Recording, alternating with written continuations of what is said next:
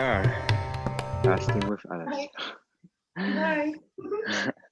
So I remember when I was like doing the rebirthing breathwork seminar 2.5 years ago in Greece, and I met like Matthias, Okay, well, and he knew like my kind of thing with diet, and that's where I was starting, like becoming more and more healthy. I mean, I was already vegan, but I started like eating way more fruits. I healed my candida with fruit diet, with reading medical medium and all that stuff. So that was my journey, and he saw me just eating bananas and fruits, and he was like telling me, "Oh, you should meet one day Alice, like my friend in Thailand, in Koh Phangan."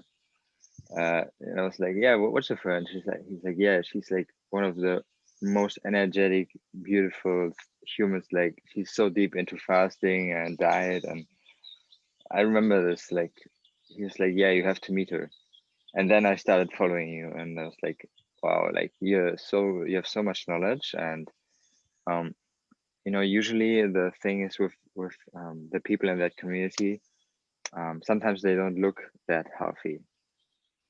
Like really, really often, I met like fruitarians or people who are raw vegan or into that lifestyle. They don't look that vibrant to me, because I think they miss a big part, which you cover.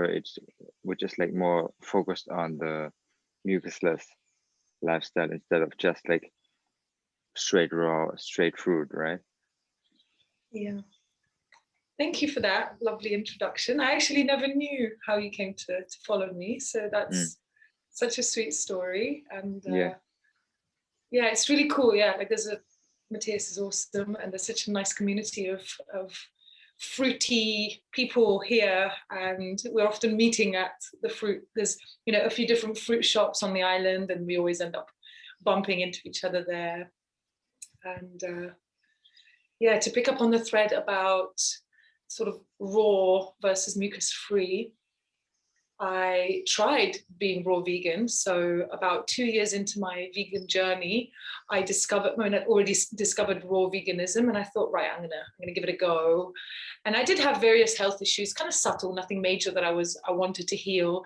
And whilst I had a really good year, um, by the end of those 12 months, and it took a lot of dedication and a lot of commitment for me to not eat any cooked food, I was surprised actually by how little had shifted, really. mm, So I kind of knew that there was more to it. So I continued to do some digging.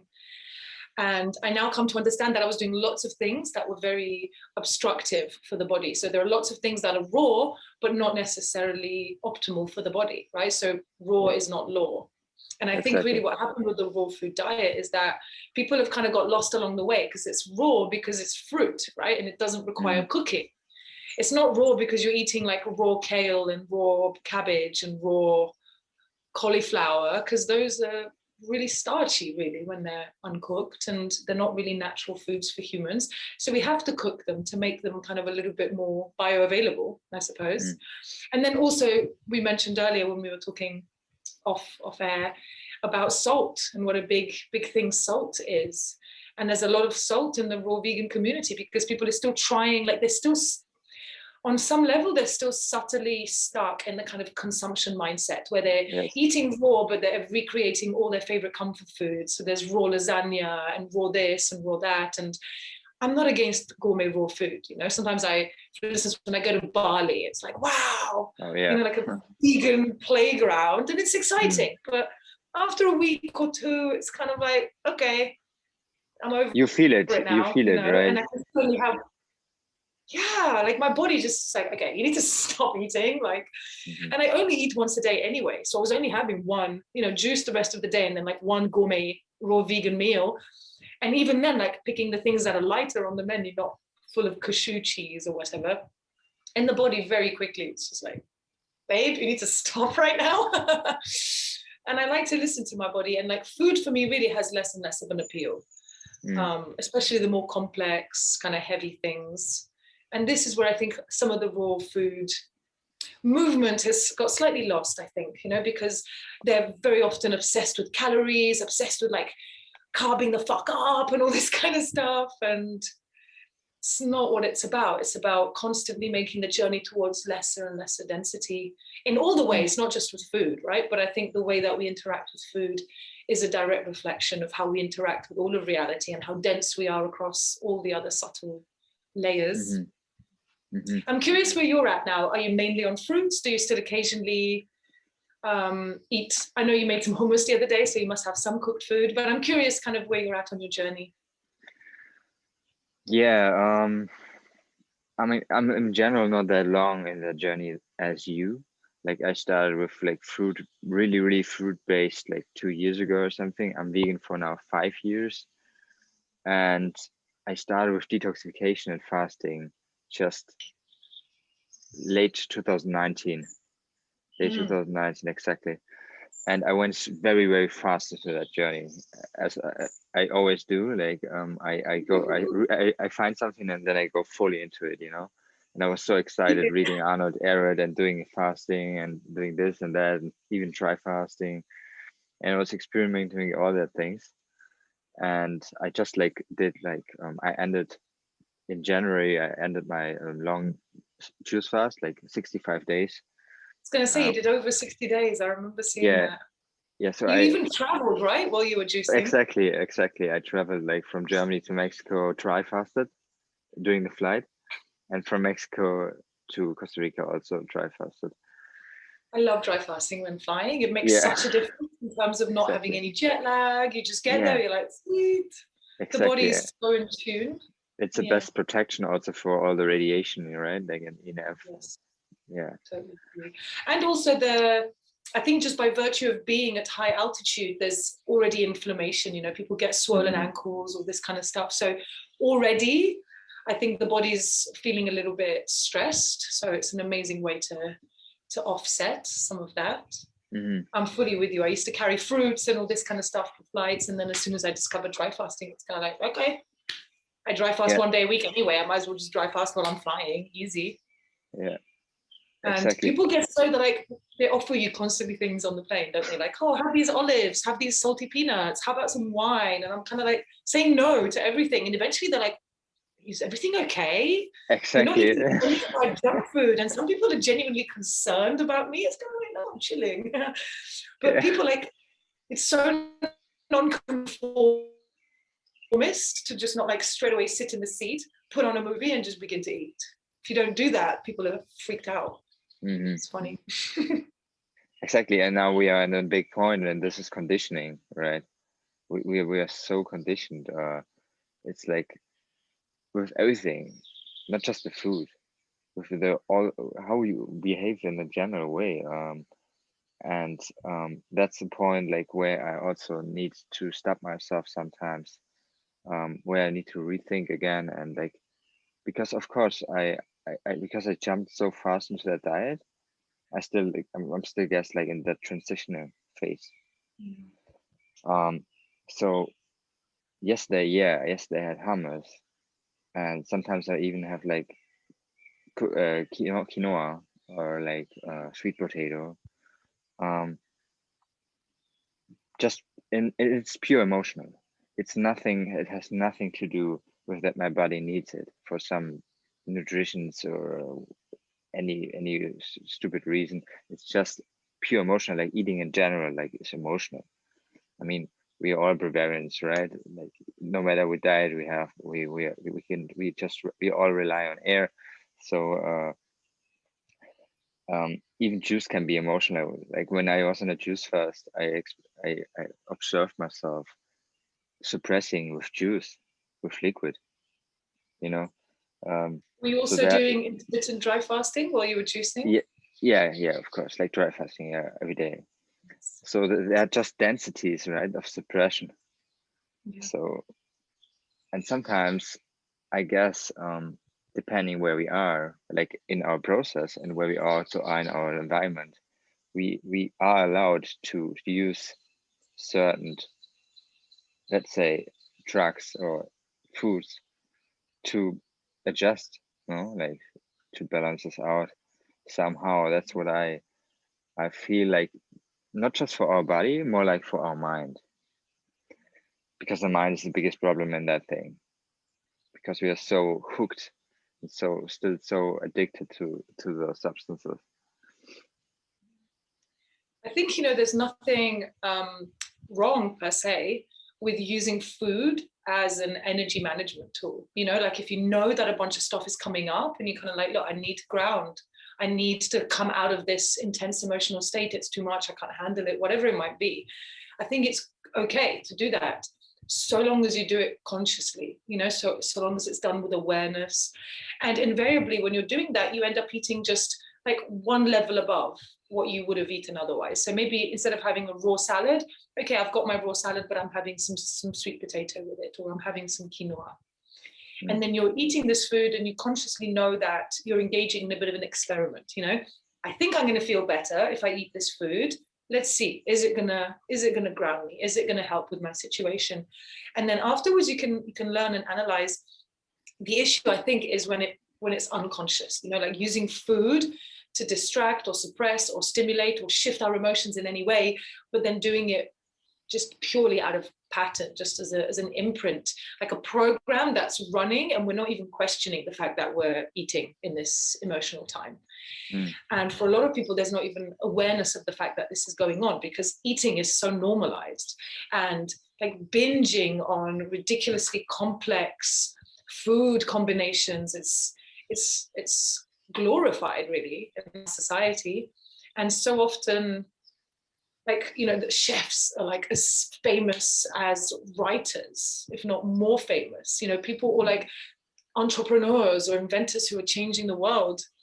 Like, who do we know? Gordon Ramsay or whatever. And it's just glorifying this imprint that until we do some work to basically awaken from the patterns, we are kind of, as a society, being led towards complete suppression, of our emotional state and of our authentic, real selves, with food and with chemicals and with, just all of the unnaturalness that's going on, like all of the, I don't want to get too into it, but like, the whole kind of like transhumanist agenda that's happening with all the kind of like the AI and all this kind of stuff. And really what we need is not to put a bunch of people on Mars, we need to feed the children we have on Earth, but like all of our attention is just kind of completely misdirected. And in the same way, we have starving children, and we have a lot of the world completely like malnourished, both physically and spiritually, because it's a projection of like our collective unconsciousness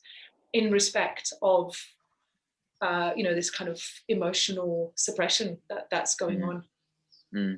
So it's super interesting, like observing it in myself and observing my own journey with it, and observing how, what I would have considered very naughty a year ago has, it wasn't 2 years before that. And I'm sure that what I consider to be like my heaviest, kind of naughtiest food now, in a year or 2 or 3, I won't be eating it anymore.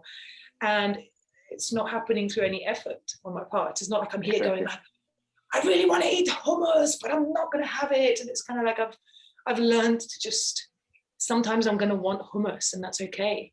Because the journey is a gradual journey. And whenever I try to give up things kind of too soon, the universe comes in and shows me, like, you're doing this out of ego. You're doing this because you want to be fully raw, or you're doing this because you want to prove something, whether to yourself or to others. And actually, sometimes the thing that's the hardest to do is to eat some slightly mucus lean food, let's say, but eat like a really small portion, and don't put any salt on it, and don't put any chili sauce on it, and like eat it really slowly and mindfully. The problem is that we've kind of gone, well, I'm going to have cooked food, or I'm going to have this naughty food. And then the pendulum swings completely the other way. And then we might end up binging or eating way worse food than we would otherwise. And it's because the pendulum is like artificially forced to be in the opposite direction when it's not time yet, And I've seen that in myself over the years, and I've learned how to be more gentle and how to transition, because it takes time. It took me, I would say, at least 3 years to get to the point where I wouldn't have sometimes just like mad cravings, kind of like pacing around my house, opening the fridge, closing the fridge, coming back 5 minutes later, taking something out, no, putting it back in, and just kind of crazy stuff like that. It took me a long time to kind of become vibrationally attuned to not needing to self-soothe in that way. That's wonderful. And this, what basically helped you with this, I'm sure, was like more consciousness, more awareness, more meditation, more breath work, these kind of things. That are the tools which help me the most in balancing out that lifestyle during that transitional phase. Because for me personally, one of the hardest things for me is like not to overeat. Like with fruit, it's okay. I mean, if you can eat, you can overeat with fruit, but it's harder, let's say, because fruit like gives you straight like, okay, now it's done, you know, and like 1 hour later you feel good again, right? But when I have like something else, I very, very often end up like overeating, because that's basically like how I lived the last, I don't know, before last 6 years or something. I was very into bodybuilding. I was basically, I needed to eat that much, you know, I needed to eat 4,000 calories a day. So that's still like kind of in me when I go back to those kind of foods, to cooked food sometimes. That's why I'm struggling sometimes, like when I allow myself to have them, right? But then it's escalating. Yesterday it was good. Yesterday I stopped myself. Yesterday was pretty nice because I was taking time before I started eating. I was taking time. I was praying. I was meditating. I did like short breathwork exercise. I was reminding myself while I'm eating to really take deep breaths all the time. You know, like one of my rules is when I'm eating and I'm sitting always cross legs, right? I'm never sitting like normal. And the moment I can't breathe fully in my diaphragm, I know I ate too much already. You know, it's too much. So then I try to really stop it, no matter if I have leftovers. And that's also some conditioning we have. We need to finish our plate, right? Yeah, right. We don't want to waste it, and even we don't want to Wasted keep it inside our until bodies exactly, instead. exactly. Use the But body as also a we rubbish bin. but also we don't want to keep it until the next day. At least I don't, because I'm like, no, tomorrow I will be on fruits again. I will finish this shit now. I'm And then I lucky because I over. have a dog, so and she's Oh, like loves all the food I make. So if ever there are any leftovers, she's always happy to eat on them. So I'm not left with that kind of guilty feeling. But I'm mm, totally with you on that. You know, I remember as a kid being punished if I didn't finish my food on my plate, because I used to be super fussy eater. And it took me a while to not have this guilty feeling if I don't finish my food. And there was a time for about maybe 3 or 4 months, let's say, reasonably early on in my journey, where I realized this about myself. And then I made a commitment that every time I ate, not fruit or juice or anything like this, but anytime I ate cooked food or anything heavy, that I would leave something on the plate, even if it's like 1% of the meal or like a little bit, that I would actually leave something on the plate, even if I was actually really into it and wanted to finish it. And then I consciously did this, and then it kind of rewired my pathways, and I became it became totally normalized to leave food at the end of a meal. And I would also be a lot more conscious, because I'd be like, well, I know I'm going to leave some food, so when's the cutoff point? Do I stop now? Do I stop when there's only 10% left? When do I stop? And then it makes you a lot more conscious as to why you're eating. Am I eating because I'm still enjoying this and the body's still asking for food? Or am I eating it because there's a program running? Finish the plate, finish the plate. mm, And this kind of mindfulness that you mentioned really helps keep me grounded in what's happening, and then not allowing, because cooked food, especially if one adds salt or one adds chili or other things like this, it can be, or pepper, you know, it can be very stimulating, and it's kind yeah, of exciting because it triggers these dopamine releases, because it's kind of comfort food. It reminds us of the times when eating was, you know, one of the best things we had going, and it's kind of like reminds us of that time. And it's so important to just be mindful and come out of that pattern. And the bit you said earlier about sitting down and doing some breath work before you eat and praying and really kind of centering yourself with your intention, I think that's so important. So I loved hearing that. mm-hmm. Yeah, it's the biggest thing. Like, without breath work and without being centered in my being, dry fasting is not even possible, you know, like it's torture when you do without. I think the biggest aspects and reasons to do this kind of things is spiritually, and it's like to really reach higher consciousness. And I mean, you know what I'm talking. And Absolutely. People always say to me, I'm about to start another dry fast, and I mentioned it just to a few friends, and they're always like, you're so skinny already, why you don't need to lose any weight, yeah, as if weight loss is the only reason to fast. And I'd say to them, I'm not doing this to lose weight. yeah, If anything, there's a part of me that's almost dreading becoming super skinny and losing my butt and losing my boobs, and there's always a little bit of like an ego death when that happens, because I look at my body and I'm just like, my God, I don't look great right now. But it's okay to remind yourself it's only temporary. I will feel and look amazing once I break the fast. And then I say to peeps, it's not about weight loss. I'm doing a spiritual fast. mm, And then people look at you like you're crazy. Like, fair enough, fasting if you have a disease, but fasting to hear God, that's crazy. Like, get out of here, yeah, But it's true. Like, nothing in my experience connects me more to the divinity within myself, to this portal that we have to go within and then meet the divine there. Like, nothing takes me there like fasting does. And then when you're fasting, particularly if you're doing, I think, dry fasting, it kind of forces you to be in a meditative state, and it kind of almost forces you to constantly be aware of your breath. And like you said, without doing these various pranayamas that help oxygenate the blood and help like relax the central nervous system, without it, it's a real drudge. It's hard and it's not fun. And with fasting, it kind of almost, like, by virtue of going through this process, it reminds you what it means to be a real human, to smell things again properly, to really become way more sensitive to the energies. And sometimes when I'm fasting, I almost can't be around other people because their energies can be so intense. And that sensitivity that we develop, it's reminding us of our powers and who we really are. mm, And we can step more and more into that power when we start removing these programs, of I need to eat, or I need to eat this particular thing, or I'm going to get up and check my phone straight away, or whatever it might be. Just all of these different patterns that suck our energy, watching porn, or eating junk food, or taking lots of party drugs, or whatever it might be. All these different ways that we dissipate and give away our energy. And then you're fasting, and particularly when you're dry fasting, you're thinking, I need nothing right now. Like, yeah, I'm a little bit thirsty. If someone gave me, some freshly pressed watermelon juice, I might be pretty tempted, but really I know I can go for ages without anything.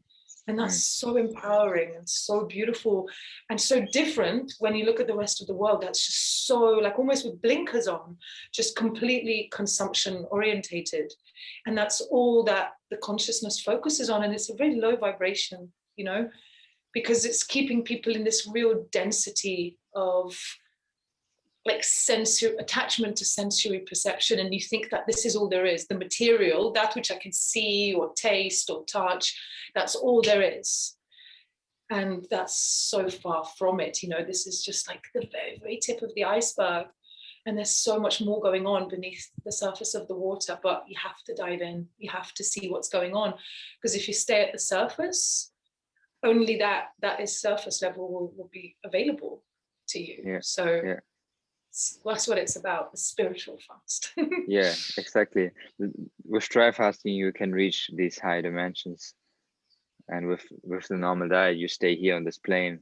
So, and balancing out, because we are still humans, and we chose like to have a human experience for some reason.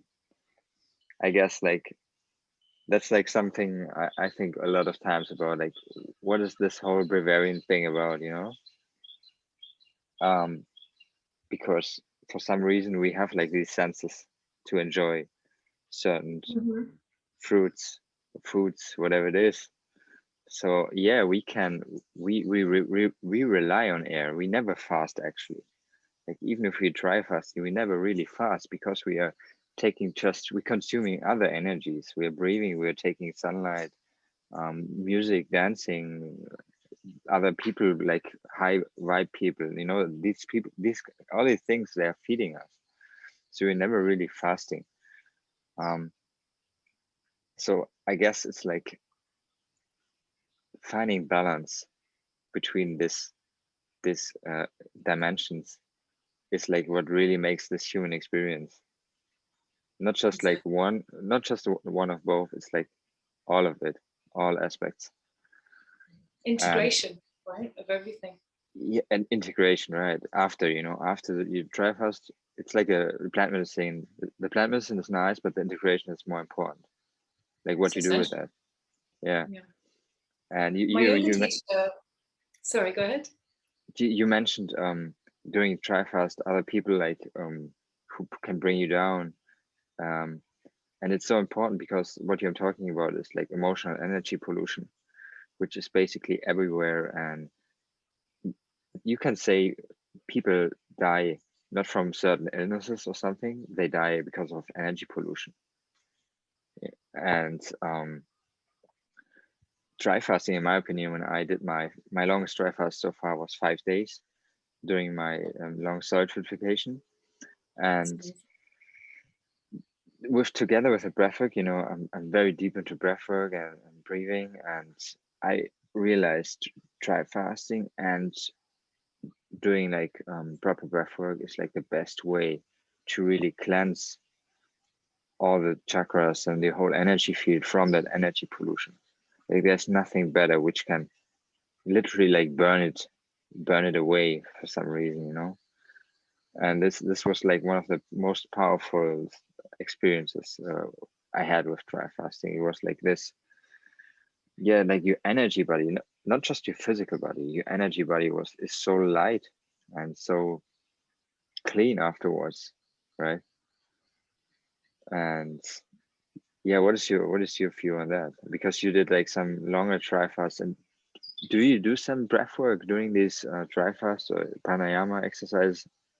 Yeah. So I too love pranayama, and I'm totally in agreement with you. I feel that basically fasting and breath work are basically the two most powerful tools we have available to us in terms of like connecting to our higher self and kind of tuning in to this kind of frequency of ascension. And then when you combine them, they're like exponentially more powerful because you're doing both at the same time. So I absolutely do breath work. I'm a big fan of analoma viloma, so Not alternate sure. nostril breathing. Sometimes it's called the nadi shodhana. My teacher calls it analoma viloma. I also practice quite a lot of kapalabhati. I also do agnisara, which is breath of fire, it's called. Hmm. I do different kumbhakas, so different breath holds, like internal, external. And I also love practicing Buteyko breathing. So kind of the opposite of deep breathing, where you're taking very subtle, very few breaths, and it's all kind of really kind of helping sort of bring down any anxiety within the body and really activates the healing frequency.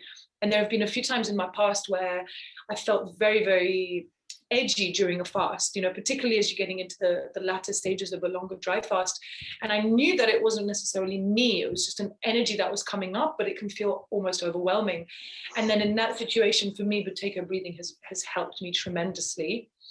And there's a really good talk on TED Talk on Buteyko breathing. So anyone listening to this, I don't know the exact name of it, but if you Google TED Talk Buteyko breathing, it will come up. And I first heard about it, and I listened to this talk, and it blew my mind.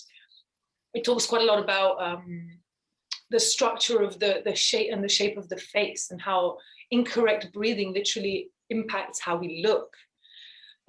It's super fascinating, and I tend to do that kind of breathing if I'm feeling like, if my heart rate is really high, or if I'm feeling a little bit anxious. And it's kind of the equivalent of breathing into a brown paper bag. Hmm. um, and what I really love about the pranayama practice is kind of doing it very regularly, like setting a time and then really sticking to it, in terms of like at midday, and then again at midnight, or like every 6 hours or something, and then you're very regular with it. And the more regular you are with it, the more the body kind of surrenders into opening up and kind of trusts, like, oh, okay, I get what we're doing here now. And then you kind of build up more and more energy. And I think without it, it can be pretty, like you said, pretty challenging and not very enjoyable. And you can just go a lot deeper when you use the breath as a vehicle for detox, and then for like awareness. Really, because the more, like, when you're holding your breath, you have to be aware. You can't be doing a breath hold and just have your mind wander. Like, you're so present when that's taking place. And then the fast itself kind of helps you be more present. There was one little thread that I wanted to pick up on from earlier, because you said about being here as humans and all the different sensual pleasures and enjoyments and experiences that we have here in this dimension. And I totally agree with what you said about having to find the right balance.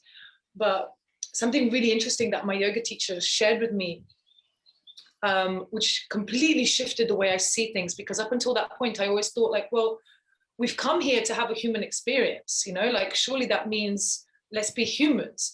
But I understood that this came from the idea that being human means to eat, or being human means to have lots of lustful thoughts, or whatever it might be.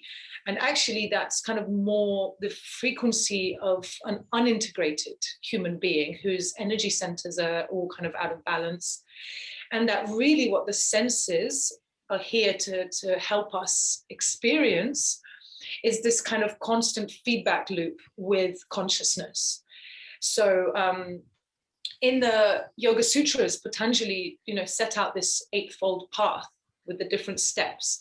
And one of those steps is pratyahara. So it's basically often mistranslated as the withdrawal of the senses. So people often think that if you want to gain spiritual advancement, it's all about taking yourself out of society, closing the eyes so you don't have any distractions, not eating anything, fasting, but doing it from this kind of deprivation angle, the feeling being that I can't engage in this, otherwise I can't have a spiritual experience, or whatever it might be. And actually my teacher reframed it completely and turned it on its head. And what he said was, he was like, the nature that we all see, and obviously all the sensory experiences that we have, are in the nature. We're smelling nature, we're seeing nature, we're touching, we're tasting nature. And the reason that the nature is there is as a mirror for our self-reflection, so that it can spark this awareness of I am inside me. Because when you eat something and you taste it, it's like, I'm here, I'm tasting this. When you smell something beautiful, the smell of jasmine in the air, who is smelling this? I am here. This feels nice to touch. Who is touching this? I am here. And it's this constant reminder of who are you? Who are you?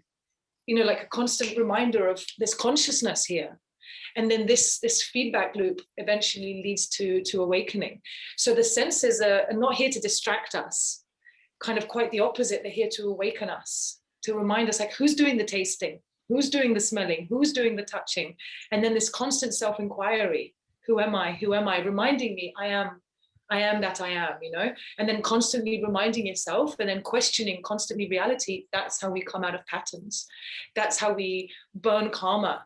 And that's how we can, I feel, live very harmoniously with nature and with all of the sensory experiences without becoming attached to the sensory experience. Because instead of going like, this food's incredible, I must have more of it, I, instead, the consciousness eventually advances enough to a point where it goes like, there is this amazing food, but I already know who I am, and I don't necessarily need to have that in order to confirm my own consciousness.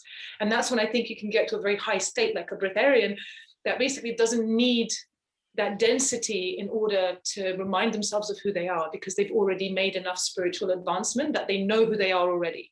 They don't need to be reminded by kind of gross forms of sensual experience. Maybe just like taking half an orange and cutting it into slices, and maybe just like sucking on the juice of 1 or 2 slices. That might be all they need that day, or whatever. And so be it. But in a way is kind of like a much more liberated way of, I feel, of looking at the senses and sensory experience, so that it doesn't become a bind or a trap or something that excuse. wants to escape. Yeah, exactly. Or an excuse or something that's like, oh God, I've really got to escape these senses. They're really fucking with me. Like, I need to become an aesthetic and to not do this and this. And in a way, when you do that, you're kind of missing on all these gifts, because the nature, like everything here is perfect and it's all designed for us to wake up. So we're kind of denying nature's amazing gifts if we kind of go into sensory deprivation, which is what a lot of people think fasting is, but they don't understand the deeper level of what's going on. Wow, that was a beautiful explanation. Like, I really like that. I really, really like that. That's so cool. Where you learned that? Like, who told you that? In India, my teacher's called Vijay Gopala, and the school's called Yoga Gita. So he is a really, really very powerful teacher, and he teaches Ashtanga yoga, but not in the way that it's currently being taught in the West. So not kind of Patabi Joyce or Sharat style. He teaches a much more ancient lineage of Patanjali yoga that basically can be traced back many, many generations, and is very different because it's very much rooted in the non-dual teachings.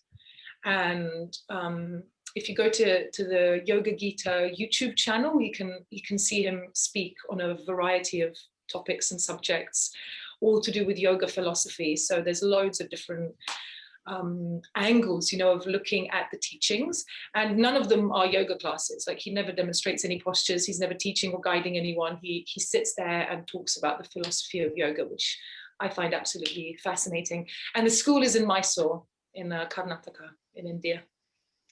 Oh, I've never been in India, but it's on my list. You're gonna love it. It's like the most wild, mad, beautiful, crazy place. And when I first went there, I was like, I feel like I'm home, even though I've never been here before in this incarnation anyway. It's the energy, I guess, like what you feel absolutely there. Yeah. Nice. Another big topic is, like on Instagram, there's going a lot of separation on, like, with raw vegan, fruitarian fasting, especially right now. I feel like the last few months, a lot of people, like, you see them all on YouTube and Instagram, they're going from raw vegan or fruitarian, they're going back to carnivore diet or or completely cooked food, and they're saying like fasting and this fruitarianism, it destroyed their metabolism and all that stuff. And when you ask me about that, like, this whole metabolism thing is like the calorie theory. It's like old school thinking, right? It's like it's connected to the calorie theory. Like, when you come out of a long fast and you go back to eating again, yeah, you might get that fat deposit very fast, but that's just because your body became way more efficient. Your body doesn't need that much food, and when you go back, and even if it's just like fruit, right, you just didn't realize how much you rely on different sources of energy, like densities. So these people didn't really get the point, in my opinion, because it was never about energy, or like it was more like, I don't know how to say, like,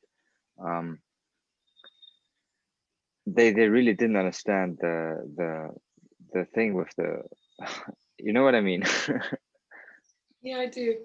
It's basically like a shadow that's coming up in them, and they don't see what they don't see. They don't know that there is a bit of projection or a bit of ignorance coming up. And invariably what it is that people basically, we're so deeply conditioned to put a definition around reality and whatever's happening. Like, the ego constantly seeks to define things. So for instance, lots of famous vegan YouTubers go back to eating meat, and some people then decide that because these people who used to be vegan have now gone back to eating meat, because they also fasted, A, therefore B, therefore C, right? And they just jump to the conclusion, it's because they fasted that they then went back to eating meat. And it's a complete presumption on their part, but they don't see that they've made this like it's a logical fallacy, basically. It's called a non sequitur. Like that does not follow, you know, just because A and just because B does not mean C. But they become very attached to that, and there's like a projection, you know. And I'll give you a little example, and I'm going to name names because he's very funny. I find him very entertaining. But Durian Rider, he's quite well known within the vegan scene. He's got such a chip on his shoulder about me. I don't know why I really trigger him, but he's constantly, you know, coming at me. And it's because in his understanding, I'm promoting like eating disorders. I'm promoting people to take risky like action that in his view then results to people going back to eating meat. And I'm kind of like enemy number one. And it's first of all this idea that constantly have to be in combat, constantly have to be in competition. You're wrong on this. And it's kind of like, hold on a minute, look, we're aligned on 99% of everything. Why is it that you're focusing on this 1% where me and you are slightly out of alignment? And you're using this as an opportunity to then launch like an attack in a way when there's no conflict, there's no war. And it's this like deep collective shadow of competition instead of collaboration, and of feeling like we need to change other people. You're wrong. You need to stop promoting fasting. You need to do this. You need to stop doing that.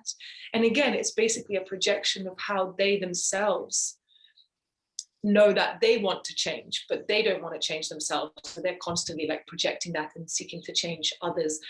And it's a part of the journey, you know. And without wanting to be too cynical, if you're promoting raw vegan cookbooks, and you're making the vast majority of your income from selling these recipe books, it doesn't really make business sense to then align with fasting and encourage people to start skipping meals and to start skipping breakfast and to not care about calories. It makes much more sense to say, like, you've got to get in the calories, you've got to get in the calories. And then because of cognitive dissonance, people don't understand that they're fooling themselves into convincing themselves that something is true because it actually benefits them.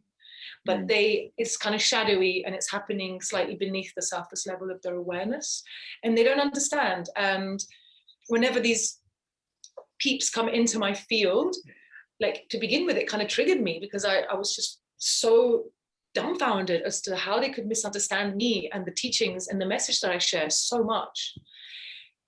But then I remind myself, you know, like, you are what you think I am. You know, if you think I'm a fraud, if you think I'm dangerous, right? If you think I'm a liar, then that's how you view yourself. That's what you think about yourself, but it's too painful to admit that. So instead, it's very easy to project that on others. And there's a lot of, you know, anger that comes up because people have not resolved their anger because they're not fasting. They're like carving the fuck up and constantly suppressing with bananas or constantly suppressing with gourmet raw food. And they're not processing this anger. So as soon as someone reflects to them back something about themselves that they don't like to see, you know, straight away on the attack. But at the end of the day, like, all you can do is send these people love and just understand they're on their own journey. They're doing their best. Everyone's only ever doing their best. They're obviously a little bit limited by the nature of their understanding and the depth of their awareness.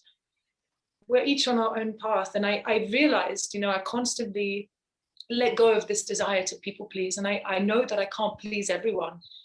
And I made a decision, you know, recently, because it again came up in my field, and I made a decision to not dedicate more of my time to convincing people who are not ready to hear. And instead, I'm going to dedicate my time to creating content for those people who are ready, for those people who are curious, who are asking questions. And the more I focus on actually, these are my tribe, these are the people who get it, I'm going to make content for them, rather than creating content to convince other people that veganism isn't dangerous or that fasting isn't causing eating disorders. It's kind of almost feeding the old school machine, you know, feeding energy to this dying beast, when there's like a brand new puppy here that could be played with and nurtured. And that's really how I've reframed this. And people used to come at me with a lot of this, like in my actual day-to-day life, you know, people would see me eating a certain way or see me fasting a certain way, and they'd come at me and project stuff. And it used to really happen a lot because I hadn't fully completed with this kind of angle within myself that felt like I had to defend fasting or defend the system or defend my own body weight or defend whatever, you know. And I feel like I'm constantly learning more and more how to completely drop that and then just realign myself. So I'm really integrated in terms of like, who am I serving? Like, what is my message? Is my message one of like, I need to defend myself?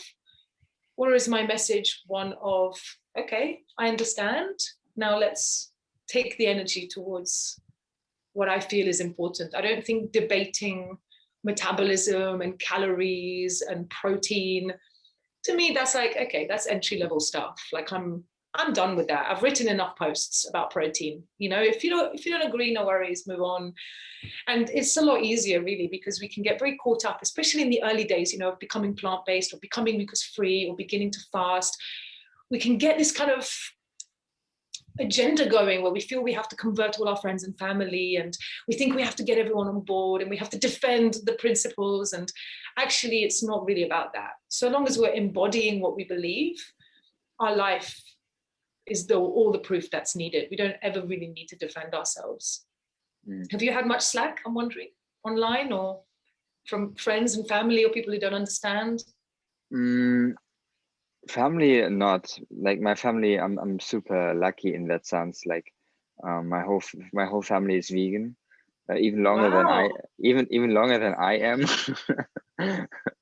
Like basically, Wow. my mom tried to convince me, not convince me, but she wanted to that I get vegan like, I don't know, 6-7 years ago or even longer, and I was Wow. like, no, you know, I need my meat.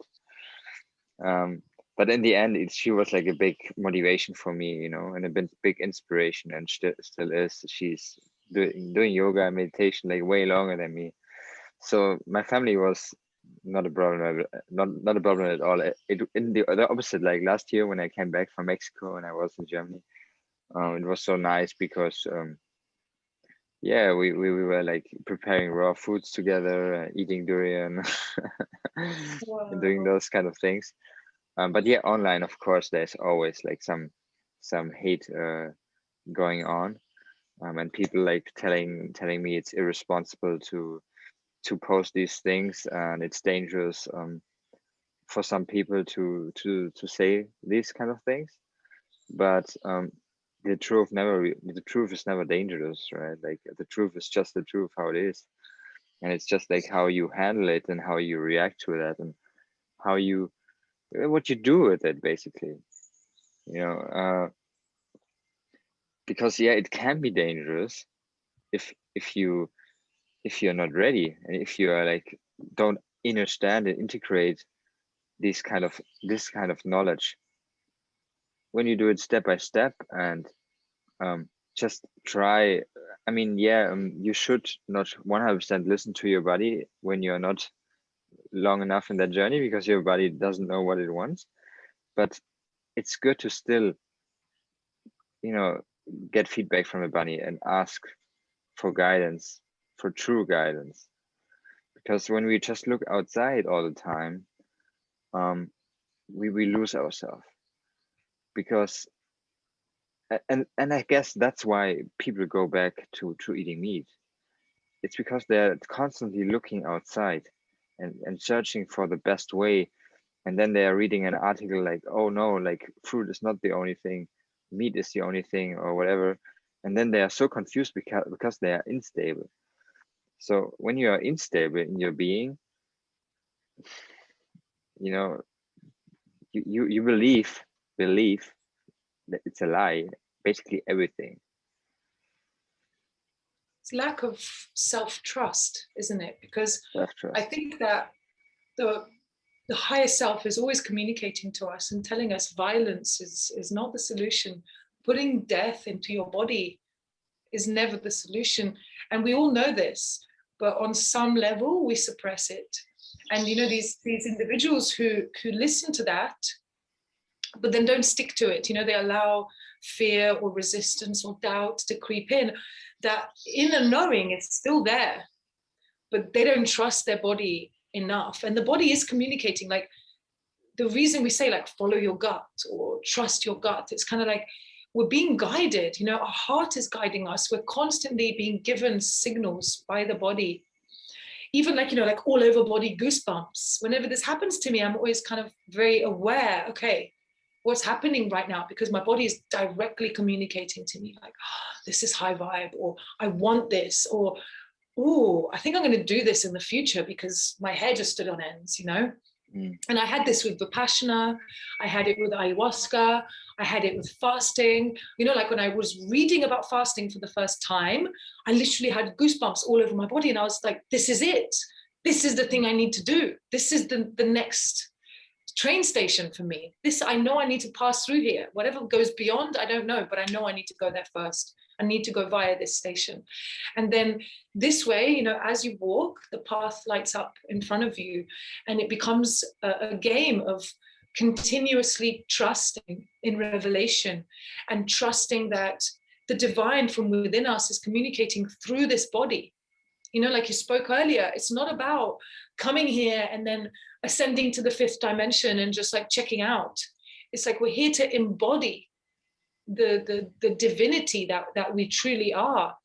And then we can access any dimension we want. I think in many ways, this whole 5th dimension thing is super limiting. I'm like, I want to go to the 12th dimension. I don't need to just jump up 1 dimension or 2 dimensions. And when we become super open, there's no limitation as to which dimension you're in or whatever. It kind of, everything becomes completely non-dual. And we go beyond numbers and beyond higher or lower, or beyond concepts of good and bad.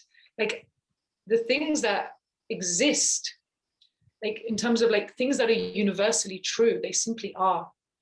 And then we experience that truth through our body. The body is kind of this antenna through which our consciousness can interact with this reality.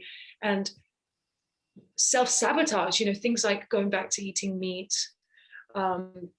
I know some people who have even gone from raw vegan to eating meat again, to being full-blown carnivores and eating only raw meat and like raw egg smoothies and stuff like this. And I just think the level of lack of trust in one's own self, like you said, just so easily influenced by outside sources. And invariably it's fear-mongering. It's some article that tells you there's too much sugar in fruit, or you're going to ruin your metabolism by fasting, and all of a sudden, oh really, oh no. It's kind of like, hold on a minute, what about all the amazing insights you had? What about all the clarity? What about all the downloads you were experiencing? But they don't trust that. And I feel the teachings have shown me this more than anything else, just how important it is to trust myself and to trust the teachings. And for instance, like I love Arnold Ehret. He's the teacher that really opened my eyes when it comes to this stuff. And there are some things that I'm kind of like reading and I say, well, I haven't yet had an experience of this yet. But everything that I have experienced, he basically put like a roadmap in his books. And he's never been wrong about a single thing. And my body's never been wrong about a single thing. So I'm going to trust my body, and I'm going to surrender that this incredible teacher who could download such amazing information so long ago, like he was so ahead of his time. Like I can surrender to that, and I can trust the teachings, even if I don't yet have experience of that. And then I can allow my body to guide me, and I can allow this kind of inner voice to speak.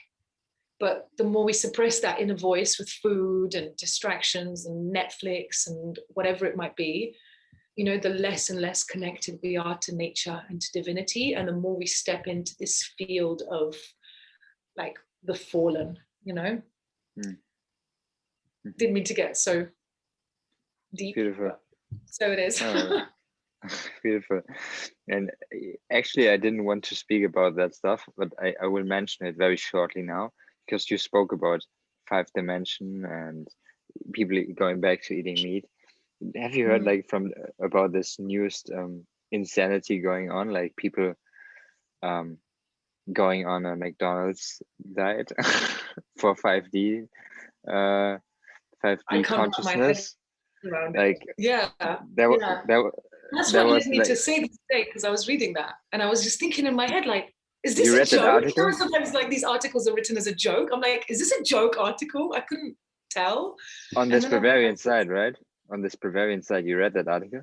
yeah, which is why I And mentioned the 5D, because I had a bit of a realization. I was like, I think this whole 5D thing has kind of been hijacked.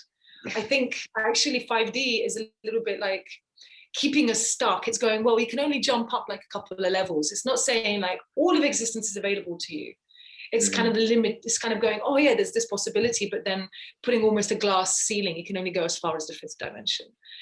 And this whole kind of ascension process, it's, I don't know how they could think that's going to work. Like McDonald's is such low vibrational food. How are you possibly going to ascend when you're they say this specific burger and the Diet Coke is just a container for that consciousness, and it's because McDonald's is everywhere available in the world, and that's like the easiest thing to raise the consciousness. And like fruit and vegetables, because they're growing on 3D world, they are 3D food, and McDonald's basically is like, I don't know, 5D. made in God's kitchen. But when you look at these people who are like telling that stuff and making videos eating these burgers, then you know, like your intuition tells you, like, it's always like, don't listen to someone who you feel you don't want to be like that, on all levels. For The example, when I whole look at deception you, like agenda. when I look at you, I'm like, okay, if I have no idea, I would listen to you, for example. Oh God, that's nice to hear. Yeah. Yeah, I feel the whole deception agenda is basically about inversion. Like everything's inverted, everything's upside down. Like they're telling you that all these things that are good for you are really bad for you. All these things that are supposedly bad for you, like sunshine, are like completely necessary for our health. All these things that they tell you you need, supplements, they're actually more obstructive, and you're putting a bunch of inorganic nutrition into the body, inorganic chemistry. All this like germs are really bad for you, so take this really toxic product to get rid of the germs, and it's completely upside down. The germs are natural and alive, and the spray is death, right? But they turn everything upside down, and instead of fasting and cleansing our temple, it's all about like disgraceful consumption and glorifying junk food, and It's just nonsense. Like, yeah, we should not lose our energy on that stuff. no. We know.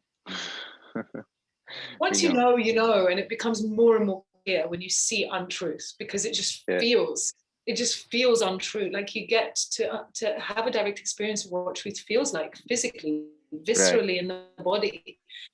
Whether it's like goosebumps, whether it's like this deep knowing in your gut, whatever it might be, there's a way that you just know that it's truth, because truth has a frequency, has a vibration, and it's not something that is learned. You don't learn truth. You might learn facts, you might learn information. Truth can only be experienced.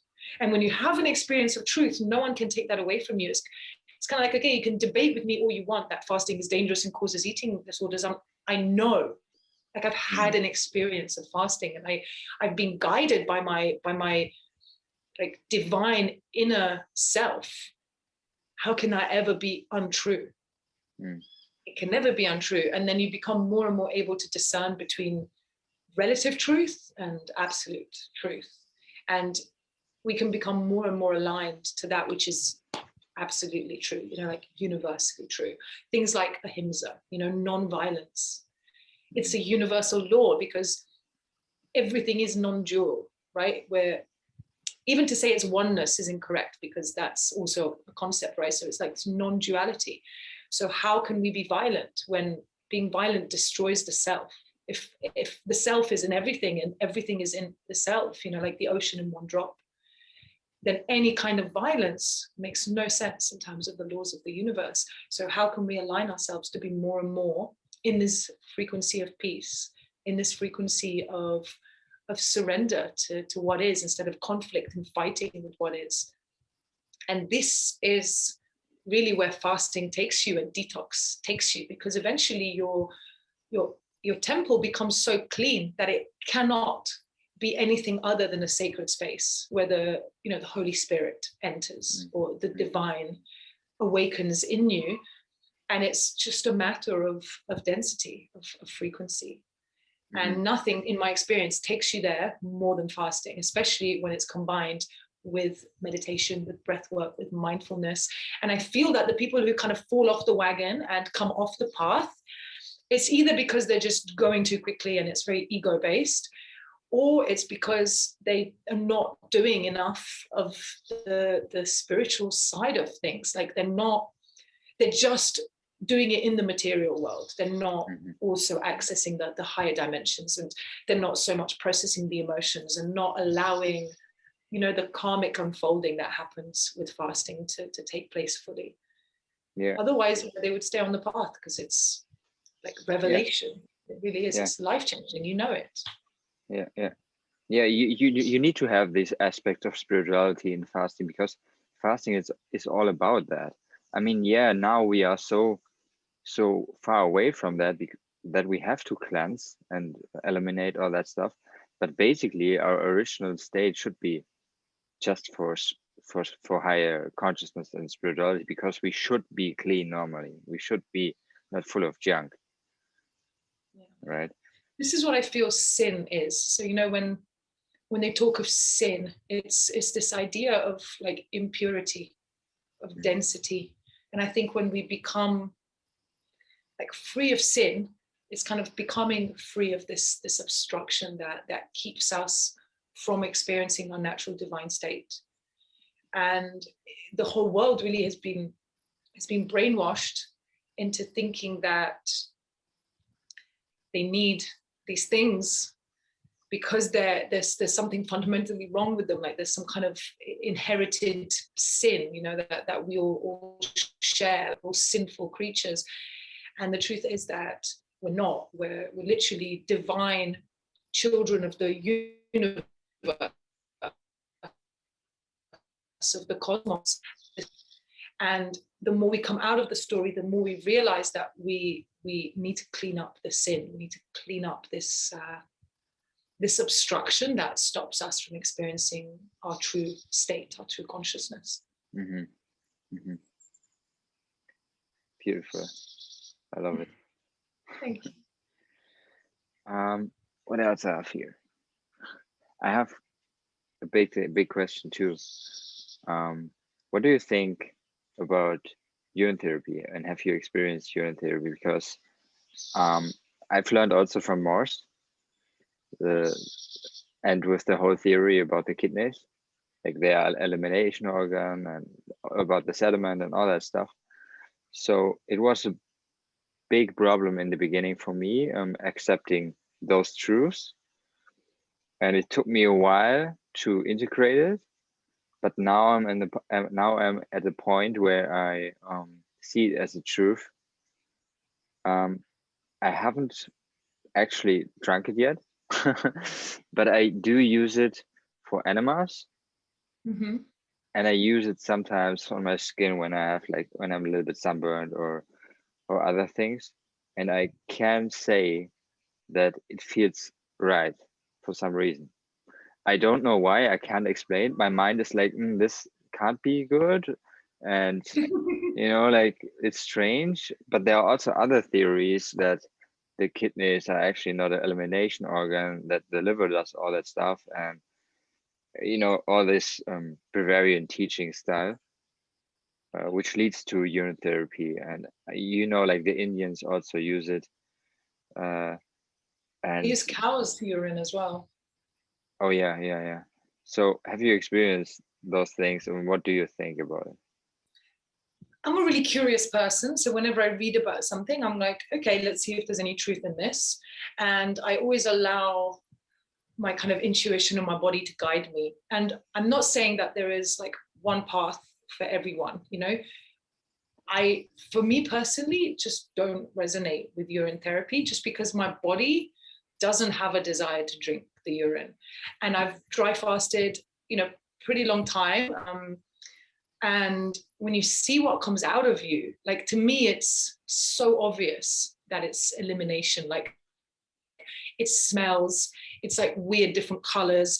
I even collected all of my urine from my last 7-day dry fast. I kept it all, and it was like 6 500 milliliter jars, and over the 7 days. And when you look at the amount of color and sediment and different things in there, like, how can it be good to put those back into the body? I don't really understand that. I think to put it topically on the skin, stuff like this, I get it. But there's just nothing about my intuition or my guidance that is telling me this is good. You need this, go, put this urine inside you. And as I said earlier, we were talking about trust. Arnold Ehret, he's such an amazing teacher. I still haven't found a single thing that I would say he was wrong about. And he is very clear on that, on the kidneys being an organ of elimination. He says anything the body chooses to expel doesn't belong back into the body. The body, in its wisdom, chose to expel that. If the body wished to keep it, it would have kept it. The body wouldn't just lose its natural elixirs, in my opinion, if they were so necessary. And I also feel that what's happening with a lot of people who are having various symptoms, and then they start urine therapy, and then they experience a healing of those symptoms, and then they conclude that it was the urine that healed them, right? And a few other things are happening. First of all, most people who are practicing urine therapy also begin to do some fasting. It kind of goes hand in hand. And invariably, I feel a lot of the benefits people experience are from the fasting rather than from the urine. It just so happens that they're practicing them kind of concurrently.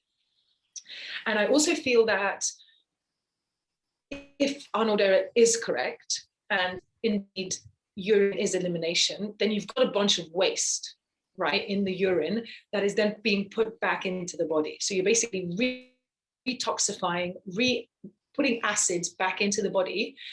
And surely I would feel this would have a suppressive effect on the symptoms, a bit like taking a pharmaceutical drug. It's like it's suppressing the symptoms, but that does not equate healing, in my opinion. And I also strongly feel that there is obviously some truth to it, that it's not a completely black and white thing. And there are indeed, ancient yogic texts where they talk about the yogis drinking their urine. But I think there are a few caveats here to bear in mind. First of all, the yogis, they lived thousands of years ago in a completely different environment to the environment we live in now. They were much cleaner, much healthier. They were not eating any of the junk food that we're eating today, etc. The air was clean. Therefore, their urine, and they would have been practicing like mad asana their whole lives, their urine will have very little deposit, right? And because they're not needing to detox the way we are nowadays. And also, I know that there is some DMT that gets released via the urine. And I totally understand when you've got to the point where you've done already shit tons of fasting, you're already meditating like 8, 10, 12 hours a day, you're already there, you're just really burning through the last few bits of your karma, why it might make sense to start looping some of your urine, because you're just putting more and more DMT back into the body. And then you have higher and higher experiences. And from this quite narrow yogic perspective, I understand urine therapy.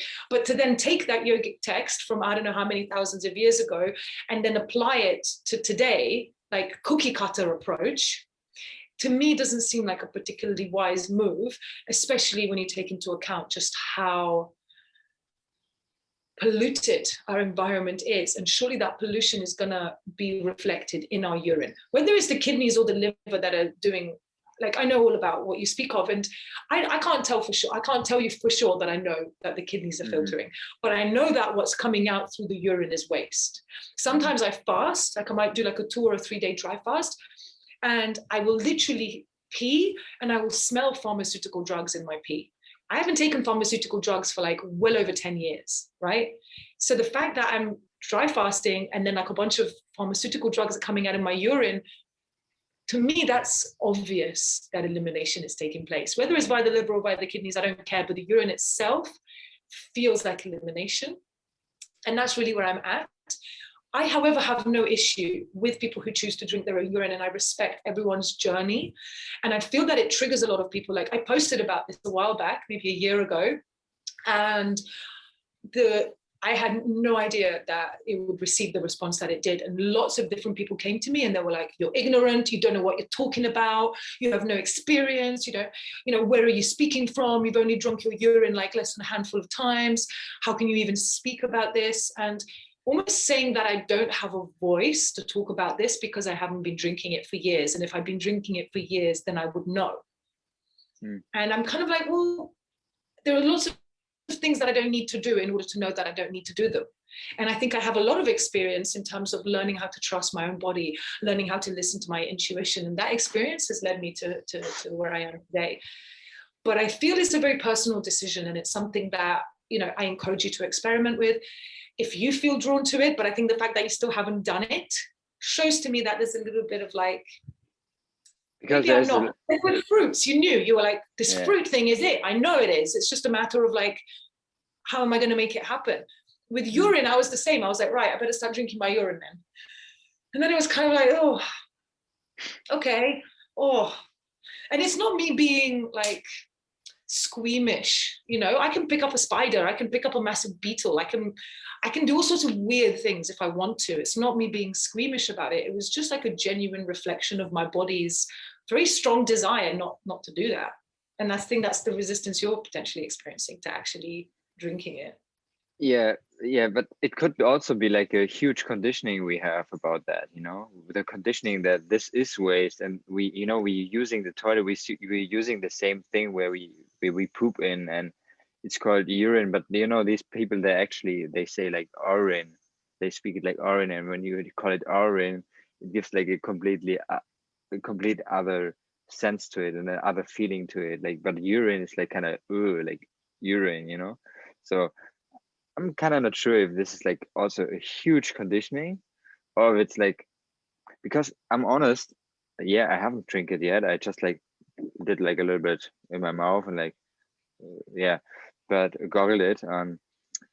But I need to say that it didn't taste that bad. Like, I'm 95% fruit. It tastes like kind of like these days I was almost on coconut waters, just on coconut water, and it reminded me on not coconut water, but it was kind of sweet. Yeah, it's kind of minerally and has some sugar in it. Yeah, I'm with you. So, for me, it wasn't the taste. I agree. The taste is pretty mild.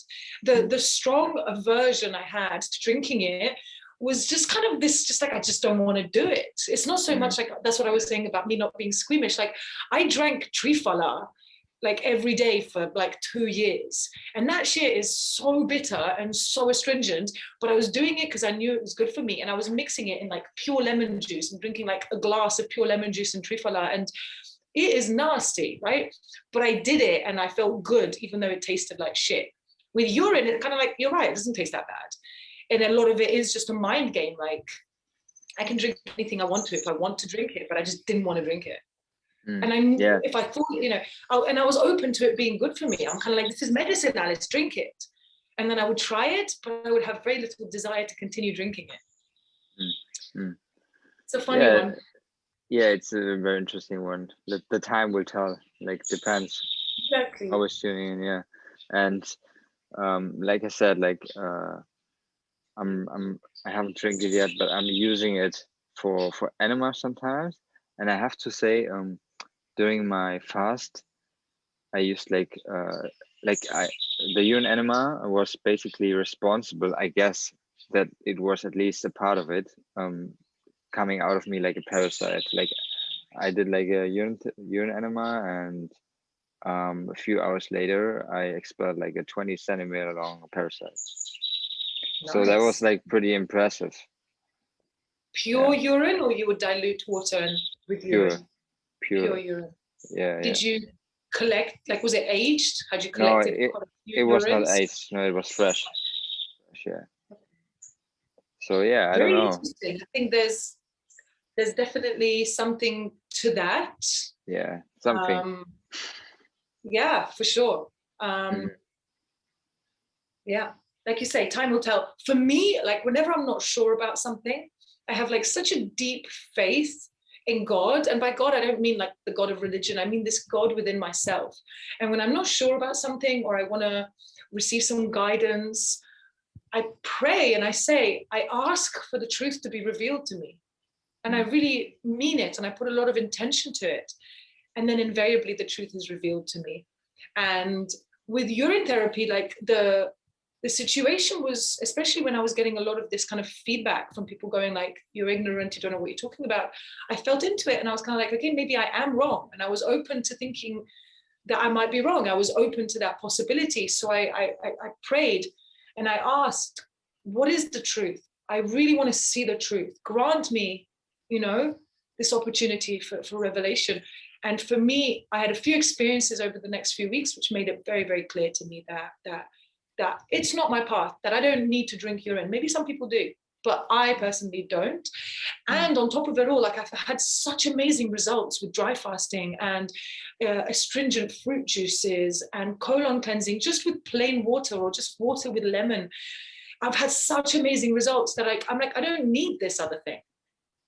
And I think to just say, it's all down to urine therapy, it seems a little bit limiting to me. I'm kind of like, well, surely it's down to a bunch of different things. It's not just the urine.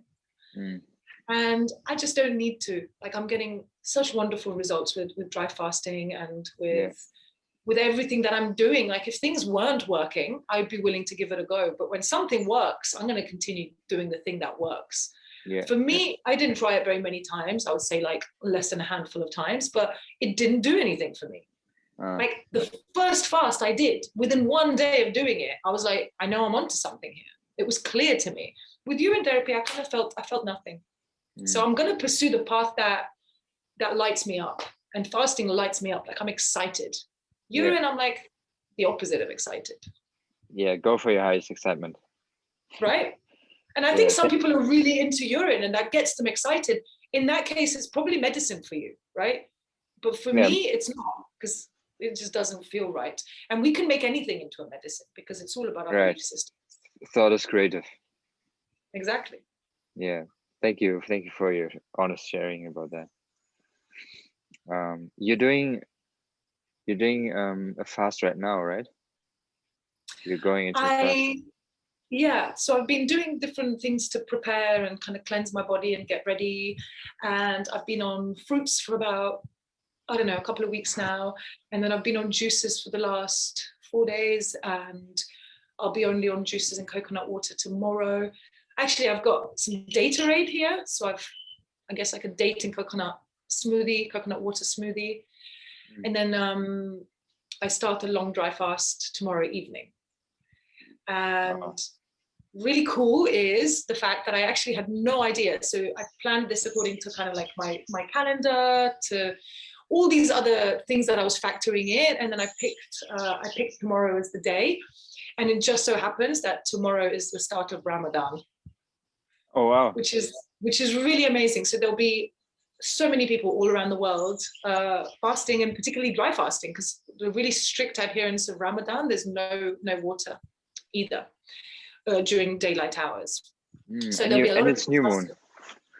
Exactly, because that's how Ramadan starts. It's always in alignment with the moon cycle, which is why it constantly changes throughout the year. So I thought Ramadan was going to be in August or something, because that's just when I last remember it being in, but it's actually now in April.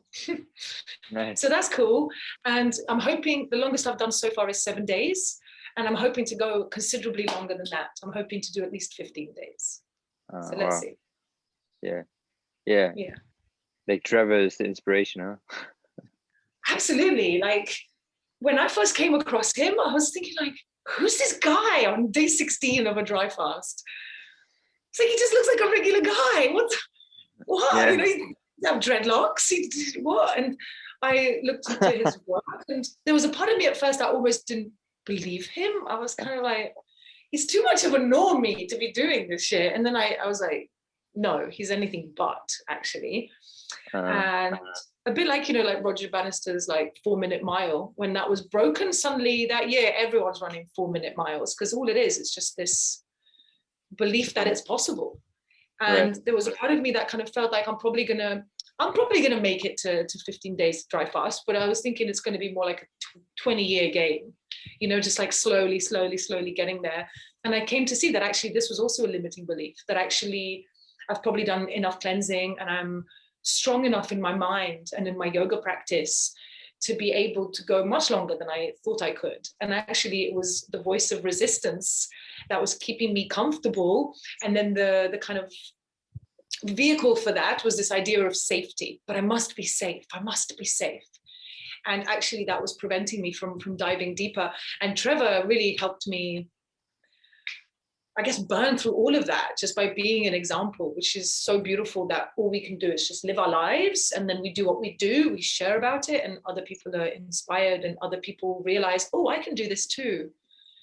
And I'm really grateful to him, actually, because I hadn't, like, obviously I love fasting and I love this lifestyle, but there's a part of me that in a way hadn't been excited by it, you know, in a while. It kind of had just become the norm. And suddenly I'm like, whoa, like a new peak has appeared that I haven't summited yet. And now all I want to do is summit the peak and have a look and see what I can see from up there. Excuse my dog, she's going crazy. So yeah, exciting times. Yeah. Have you also prepared, like, with like when you say your preparations before the fast, like you're doing also enemas every day, or? Yes, so I've been doing, one sec, I'm going to close the door quickly. Yeah.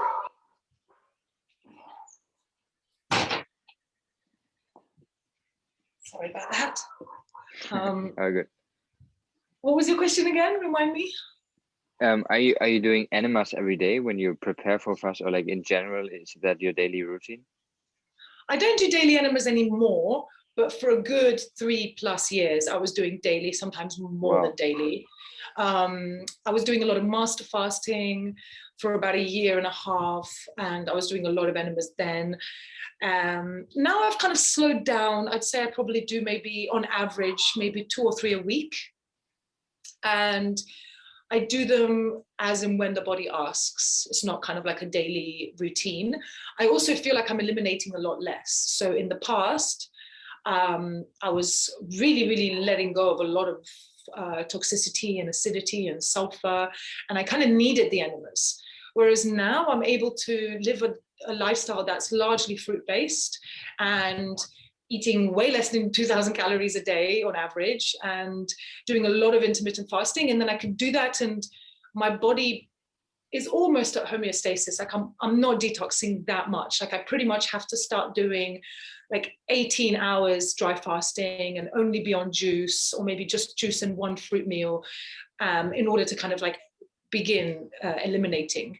So for me now, not as much, but as I'm preparing for this, like absolutely. So I've been doing daily enemas for almost the last 2 weeks, I would say.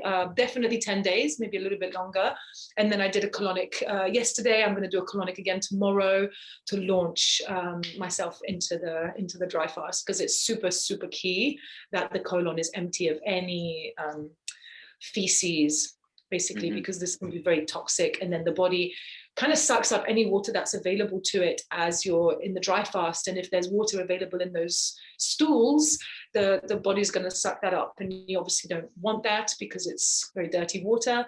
And second of all, you don't want to have these kind of bits of toxicity just sitting there, because it makes the fasting journey a lot more uncomfortable. Basically, you end up with a lot more symptoms, and it can make you break the fast a lot earlier, actually, because you're feeling really unwell and whatnot. So I'm trying my best to kind of mitigate any potential things that might stop me from going 15 days plus. And I knew that it was really, really essential to clean the colon. And I highly recommend colon cleansing. Like, I'm about to have a gravity colonic unit installed in my house. That's how much I believe in colonics and in enemas. Wow. Yeah. Nice. Where are you at with your colon cleansing? I'm right now like also on daily enemas, like for now 2 or 3 weeks I'm doing it daily. Before I just did like very irregularly. Even during my juice fast, I did it very, very irregularly, like almost maybe not even 10 times in my whole juice fast. So not that much. Yeah. Were you having bowel movements naturally? Yeah. A lot. So that was not a problem. Yeah, and now I'm doing it daily, and I feel really good. And I just ask myself sometimes, like, is it really safe, like, to not become dependent on it? In my experience, you don't become dependent on it. Yeah. If anything, a bit like, because the water that you put inside you has weight, right? So you're actually training your bowels to be able to, like a muscle, you know, to take on more and more weight and to hold it for longer. So actually what it does, it strengthens the bowels over time. And just in my own direct experience, and I've been doing enemas now, like I started in 2015, I think, with enemas, because when I did my first water fast, no, it was 2014, when I did my first water fast, I read Herbert Shelton's book, Science and Fine Arts of Fasting, which I highly recommend to anyone on the path. And in that, he recommended, when you do water fasting, to also do daily enemas. So straight off the bat, I did one a day over my 10 days when I was water fasting. And I could see just how much was coming out of me. And I could see that I could be feeling really, really sketchy. I could do an enema, all this stuff comes out, and suddenly I'm like, wow, I feel completely different. I feel so much better, so much lighter. And the more you do enemas, the more you see what comes out of you, the more you think, like, how can doing this be bad for me? How can keeping this stuff inside me be beneficial? And especially when you've dry fasted for 5 days, and I'm sure some incredibly smelly stuff came out of you, and you come to realize, like, enemas are so, so beneficial. And actually now, it's been like this for about a year and a half, maybe 2 years. I literally get up every morning, and within a minute or two, I have a bowel movement. Like, as soon as I'm horizontal and I've walked like a few meters, my bowels are like, yep. So unless I was dry fasting the day before, or unless, some unusual circumstance, I always have a bowel movement in the morning. And then I invariably have a second or a third throughout the day, depending on how much I ate the day before. It's as if, like, I have a meal, and literally like 6 hours later, the meal comes out of me. And if I have more than one meal, then the next day I'll have more than one bowel movement. Sometimes I'll have like 3 or 4 if I eat what I consider to be a lot of food, which is still not a lot of food these days. And all of this is in spite of me doing enemas. Like, I have like, my friends even joke that, like, I have a poop city, because like I can just, like, stuff just eliminates, and I really don't enjoy the feeling of having things in me uneliminated. And you get really, really sensitive the more you practice this. You get to a point where you're like, I've eaten this food and it hasn't come out yet. And then you look at, okay, why is this food taking longer to pass? Oh, I'm feeling emotionally unstable right now. And you begin to make the connections. And I really feel that there's a lot of fear-mongering around colon cleansing, because it's such a powerful and transformative practice that those who stand to gain by keeping us in the dark about self-healing and about all of these amazing tools and techniques that are available to us, they want people to stay on pharmaceuticals. They want people to stay in disease consciousness, and enemas help you wake up from that. So they obviously don't want that. So there's a lot of fear-mongering and a lot of brainwashing and a lot of these things that are put out there, and then people just use it as an excuse. Like, I know that I probably could do enemas and I could benefit from them, but I've got a strong resistance to doing them. So I'm going to really attach a lot of belief system to this idea that, oh, it's going to make me dependent on it, or it's going to flush out my beneficial bacteria. And people, like, really, they might read one article and then they just take that away and believe it, even though they have no experience whatsoever, but they just remember that one little snippet of fear mongering, and then that's all they need. That's all the excuses they needed, basically, to go into full resistance, and then they never do the enema. But I encourage anyone listening to this who is feeling drawn to this, maybe your body is resonating with some truth here, experiment with it, because then you will have a direct experience of the truth, and that's all that's really needed at the end of the day. Yeah, and for the people who come with the excuse that it's unnatural to use enemas, and it's not natural. Yeah, but we are living in a very unnatural world right now, and we're consuming very unnatural food. So until we haven't fixed all that stuff, we kind of need to use unnatural things, Thing is, until we. and it makes no sense because like flying in a plane is unnatural. Does that mean you don't get on a plane? Like taking a shower is unnatural. You're piping the water from the ground and it's coming out of a metal faucet that's coming out from your ceiling. That's entirely unnatural, but no one complains about taking showers. It's this kind of like cherry picking things and then applying it to where it fits. But like we do so many things that are not natural. Like we're writing on our phones, we're using this unnatural device to communicate. Like it is what it is, but the whole natural argument, I think there are fewer things more natural than using gravity to put a little bit of water up your bum, which is then eliminated and takes out a bunch of waste. Like using water to clean ourselves is about as natural as it gets, and okay, yes, we have teeth. Yeah, exactly. And it's like, you see the birds, it's raining, there's a puddle, the birds get in and they start cleaning themselves with water. It's happening across the whole of the animal kingdom. It's really not that bizarre to put a little bit of water. Plus, it's been practiced for so long. They talk about it in the Essene Gospel of Peace. They talk about, using a gourd and hanging it from a tree and allowing the water to go up. In the yogic system, they have these pranayamas, where you learn to really suck in your stomach. And then the yogis would go into the river and basically learn how to suck up water through their a-hole, basically, into the bowels. And they would begin this process of like in and out and in and out. And this would basically like cleanse the bowels. And that's what this whole yoga practice is about. And when you look into things that have been done for thousands of years, like fasting, it's kind of like, how unnatural can they be if we've been doing it for thousands of years? What's unnatural is this new stuff, this artificial stuff. That's what's unnatural.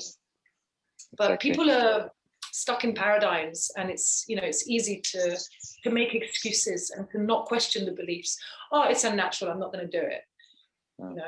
Whilst smoking on a vape and their hair's in curlers and typing on their phone. Yeah, 100%. Yeah, beautiful. Yeah. What else? It's nice to hear the birds. I can hear them tweeting in the background. Oh yeah, it's so beautiful here. Like, I kind of ask myself like, what I want to do for the next few months. If I want to stay here or if I want to go back to Europe. Not sure. Have you been to the tropics before?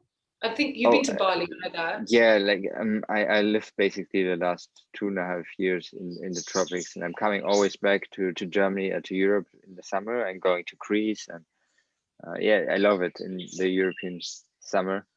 So I really miss Europe in the summer. My and the figs and all that stuff. Like, oh my god! So my excitement is like going for that, but my mind is like, because of the whole craziness in the world, I'm not like maybe, and the vaccine passport and all that stuff. So I don't want to act out of fear. It's important not to live in fear, like it's important not to live in fear. A lot of very health conscious people at the moment are very afraid of being force vaccinated. Mm-hmm. And the truth is that no one can force you to do anything you don't want to do at the end of the day. And any frequency that has us living in fear and that says like, I really want to do this, like I really want to go back to Europe for the summer. Oh, but what if I can't leave? Oh, what if this happens? And then it's the fear that then stops us from doing what our heart is guiding us to do. So kind of feel into what it is you want, observe maybe if there are any fears coming up, and then resolve to understand the fear, but not necessarily fall for it, because there's nothing to fear. Like I think anyone who's afraid of the mandatory vaccine is basically projecting some powerlessness outwards and thinking that things will happen to them that they have no choice or control over. But really what's happening is that they themselves are out of control on some level, but it's unconscious. And then this fear of the unconsciousness and the fact that they're out of control in some way they're projecting that onto being like the government's going to force me to do things I don't want to do. They're doing things they don't want to do. And it's all a projection. So I have zero fear of the passport. I'm not at all worried about the vaccine. I don't think there's anything at all to be afraid of with what's happening at the world. It's part of the unfolding that we're in. It's part of the collective karma that we're all working through. And I feel that things are more exciting now than ever. And I love that. I love the fact that I don't know how things are going to be. And we can get very comfortable, you know, when we think, oh, the world's going to go a certain way. I know how to fly from A to B. I know how it's going to go. And it's like, actually, the world could be like Mad Max in 5 years. You just don't know. Yeah. And yet I know that whatever happens, I'll be fine because I've got nature on my side and I've got God in my heart. And I have nothing to be afraid of. And if I die, so be it. I'm an eternal being. I'm not attached to this body and to this life because I have everything at my disposal. And if I choose to leave the body, it's because I've chosen to leave the body. My higher self is kind of like, cool, I've learned everything there is to learn in this life. And this whole idea of kind of like, oh no, I've done all this detox and then they're going to force vaccinate me. I've understood because I did fear it subtly at the beginning. And then I realized, where is this coming from, this fear? And I self-inquired and I realized it's because like I was fearing self-sabotaging myself. And what's the vaccine? It's a way of like really sabotaging all the detox and hard work that you've done to raise your consciousness and raise your vibration, or rather your frequency, I should say. And basically, like I came to understand any fear of that is just unowned, unconscious fears that I will self-sabotage my own healing and ascension process. That's all it is. Yeah, I mean the freedom and the peace is within, and anything else is like just like you said, a projection, and we attract also that stuff. So we are our own magician, and we can do the most unbelievable things. Like you can make yourself invisible at the airport without running without a mask. You know, like I did these experiments in Germany last year, and at the supermarkets I was don't wear a mask, and I was just like, okay, nobody would say anything. I'm invisible. I'm, you know, like these kind of experiments, and it worked, you know. Nice. in a lot of cases. So yeah, you're totally right, and we should not act out of fear, and we should not be controlled out of fear. And the fear is not just our personal fear, it's the collective fear. We catch these things up, especially when we are like more sensitive. It's easy to feed that fear more and more. So yeah, you're totally right, and thank you for that reminder. But the rational mind always comes back, you know. The rational mind always is like, yeah, but I want to. I don't want to be stuck in Germany and desiring. You know, I want to live like I want to be here in the durian season. You know, and all these things. Oh no, I want to be in Europe before the fig season. It's just mind. It's just like desiring and desiring. So in the end, we don't need anything. We just need to be in ourselves and trust our inner guidance. I'm certain that if you put a strong prayer out into the universe and say, you know, I it's my intention that the truth be revealed to me. You know, what is more in alignment with my, you know, ascension timeline, going back to Europe for the summer or staying in Costa Rica or maybe going somewhere else. Like, it's my strong intention that this truth be revealed to me, and then you will come to know it. And then you'll know what the answer is. It will be revealed to you, whether in a dream, whether in a conversation, maybe an amazing opportunity comes up where you're like, well, I have to go back to Europe. There's no way I'm turning down this amazing opportunity. Or maybe an amazing opportunity comes up here where you're kind of like, okay, well, that answers it.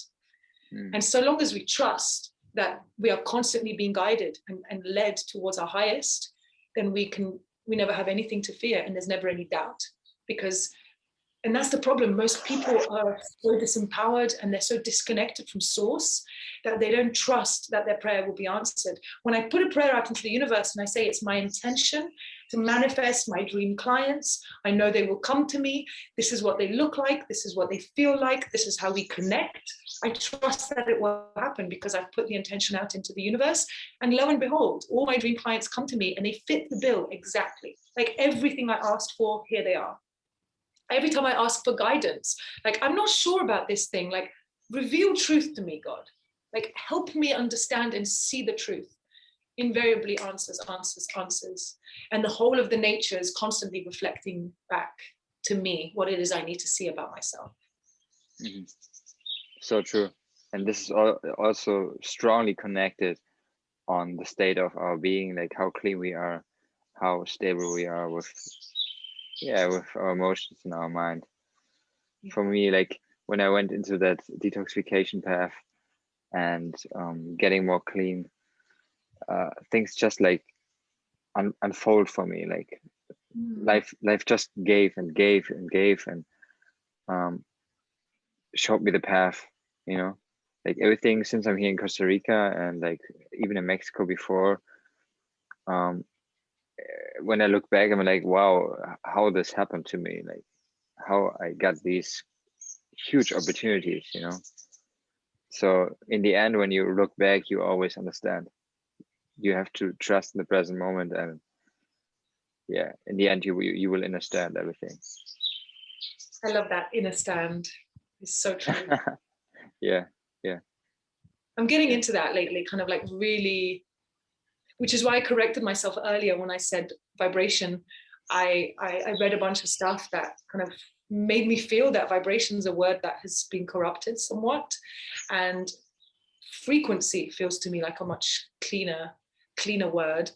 And again, like with understand and inner stand, Yeah, like, you understand, you know. Yeah, it's such a different, like a subtle, but such a different vibration. How funny, such a different frequency. And language is so important. Like on my own journey, I've learned so much about how I can create limitations in my own life through the language that I use. Like I would say like, oh, I can never give up drinking. Mm-hmm. Like I used to literally say that. I'd be like, I could never give up drinking. It was such an important part of my life, drinking wine and going out with my friends. And so long as you say that to yourself, you're going to perpetuate that reality. You know, I need protein. So long as you keep saying that to yourself, you're going to perpetuate that reality. I'm afraid of COVID passports. Again, perpetuating that reality.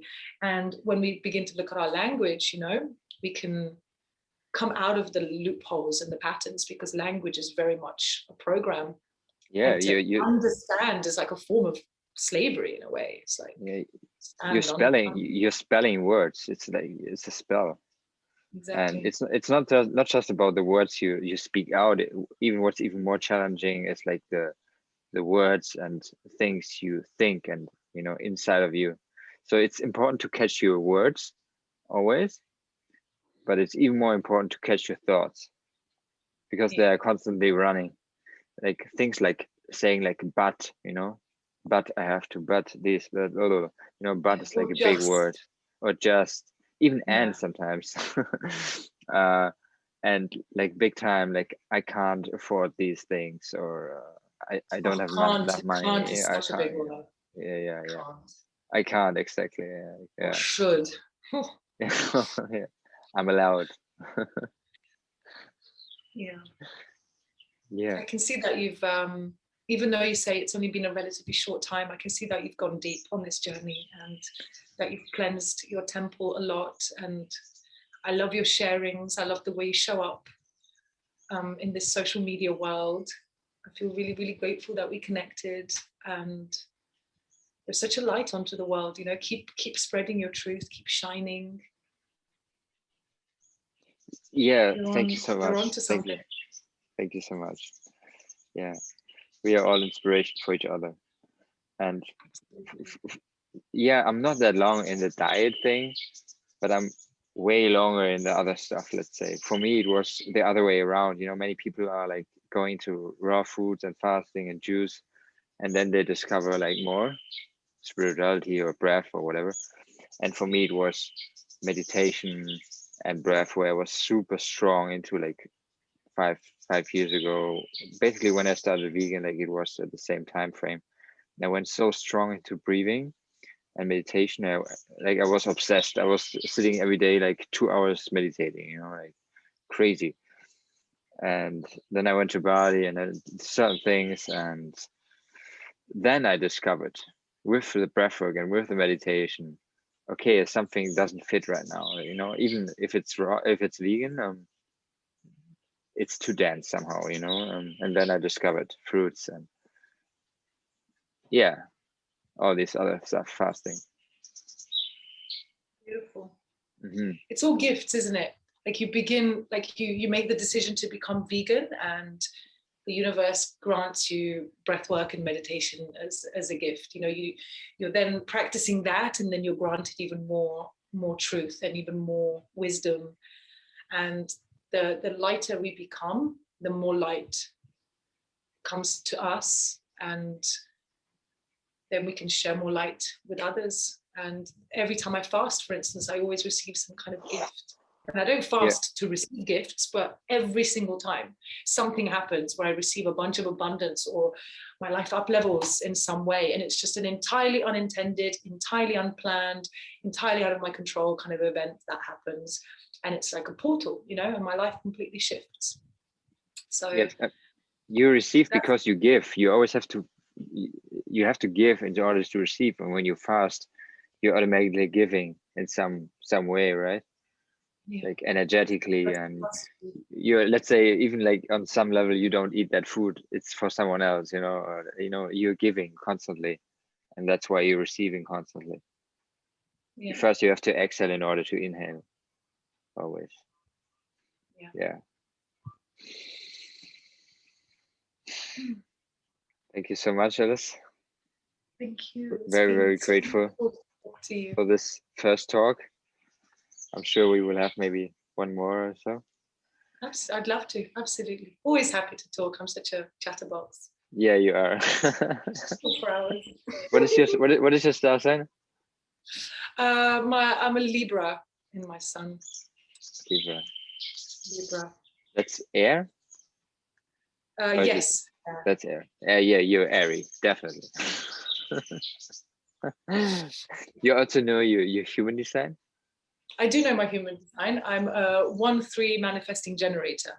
Oh yeah, I see that. I can see that too. What I'm a projector.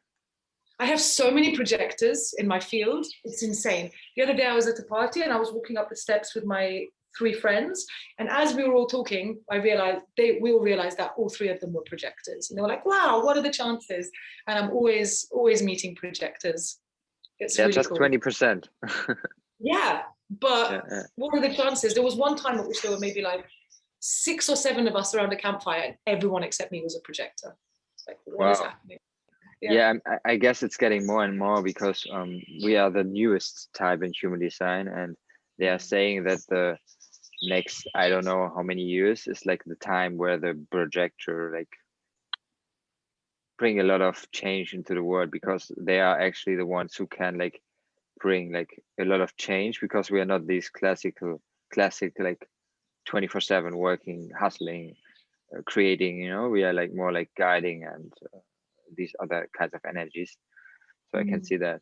That's maybe why more and more people maybe nowadays get like projectors, you know, like when they are born or whatever. I mean, this human design is so complex, I don't even understand everything, but it's so deep. It's super accurate for me. Like I feel it's super on point. Me too. Yeah. Have you looked into gene keys? No. What is that? Well, next time you have a bit of time to spare and you want to go down a new rabbit hole, gene keys is potentially even more profound than human design. It's basically like an evolution of human design. Richard Rudd, who's the how would he call himself? The transmission holder, I suppose, of the gene keys. He spent 11 years living with Ra Uru and studying under him, and he knew the human design teachings inside out, and basically had a bit of a download of his own. And it kind of, he basically aligned the 64 hexagrams of the I Ching with the 64 genomes of the DNA code.